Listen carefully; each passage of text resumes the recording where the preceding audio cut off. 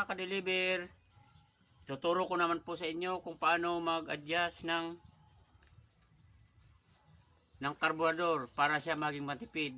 Siya po, itong bigang ito, dati nung hindi pa ina-adjust, ang tumatakbo po siya, isang litro na gasolina, tumatakbo lang po siya ng 50 kilometers.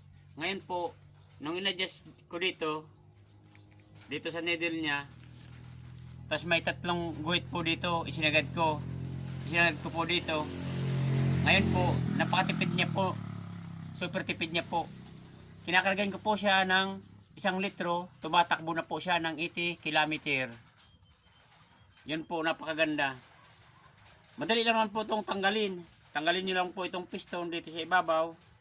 Itong piston na to, galingan dito, tatanggalin mo po siya. At itong needle, ito pong needle na to, tatanggalin nyo dito. Kasi i-adjust mo lang po itong retainer lock, mga ka-deliver, para maging matipid po ang inyong motor.